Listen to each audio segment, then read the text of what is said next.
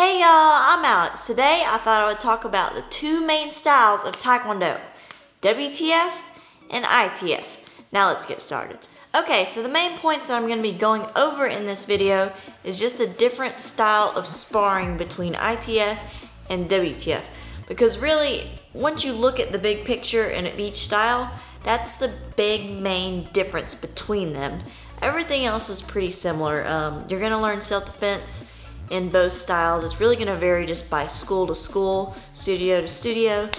And then you also, ITF has patterns, WTF has forms. Pretty much, they're pretty much the same thing, they're just called different. And also, the training is obviously going to vary between styles as well, because you're going to be training specific drills, specific kicks and combinations that are going to work for your style of sparring. So let's first start it off with Wtf Style Taekwondo. Let's go over the sparring. So each competitor is going to be geared up with a headgear, a mouthpiece, forearm pads, chest protector, and shin guards. And this is how the rules are going to go. Kicking is allowed to the chest protector and to the headgear and to the face. Punching is allowed to the chest protector only. No punching is allowed to the head. Now, if you are not an adult, or sometimes if you are a lower belt, kicking is full. You can do full contact, full power to the body, full punching power to the body, but light contact to the head. If you are a black belt, or if you are an adult, if you are a 14 to 17 black belt, you're kind of considered an adult. Or if you are a black belt, or if you are usually if you're like a colored belt adult, you may kick full contact, full power to the head. You can knock out to the head, full power to the body, full punching to the body only. So that's pretty much how the rules go.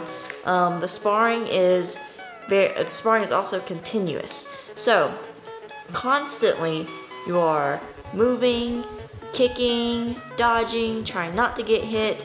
You don't typically see a lot of blocking in WTF Olympic style sparring. You more see them move out of the way or go in and then counter rather than standing there and blocking. So that is a big difference from other martial arts or other Taekwondo styles as well. You're just constantly moving continuously, kicking, moving, blocking. You get the big picture. Now let's go over ITF style sparring rules. Now the main rules that I have seen and that I have read about go like this.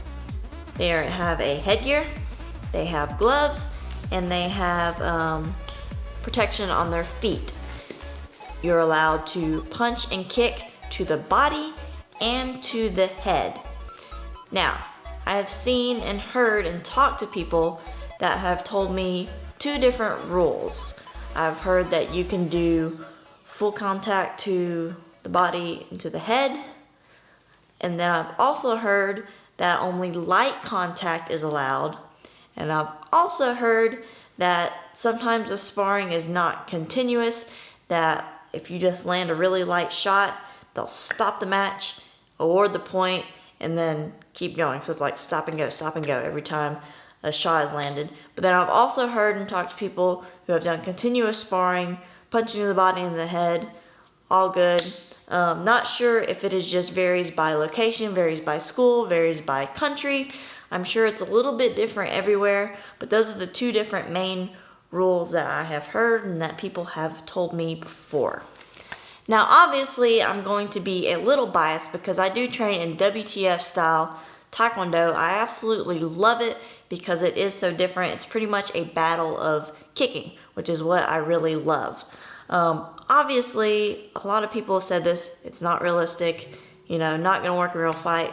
Obviously, it's not gonna work in a real fight. I know that. I'm sure everyone who trains in this knows that. The sparring is a little bit more geared as a sport, but it is a lot of fun. It is so different than everything else, and I really do enjoy it. Now, ITF style, that seems more realistic. It almost, when you think about it, it sounds more like kickboxing if you're going to fight with hands and feet. So that could be a little more geared toward the street. Obviously, definitely a lot more than WTF Style Taekwondo.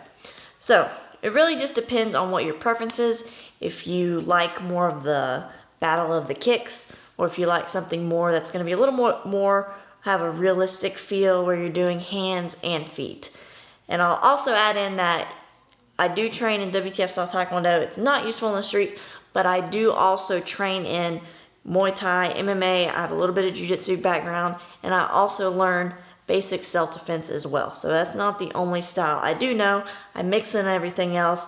That way I do know how to defend myself on the street as well. Hope you guys enjoyed this video. If you want to see me talk about a different kind of topic, let me know in the comments down below. And also, if you train in WTF or ITF Style Taekwondo, leave a comment. Let me know why you love your style, what you like most about it, especially ITF because I've never trained in it. I've just read up on it and kind of watched some things, and then I've also talked to people who have trained in ITF Taekwondo before. So leave a comment if you have anything else to add that I may have missed, or correct me on anything. Please feel free to do so. Don't forget to subscribe, like us on Facebook, and follow me on Instagram. I will see you guys later. And one more thing, this video is not meant to bash any of the styles. It's not meant to say one is better than the other. Really, it is all up to you, what you love to train. All styles are awesome.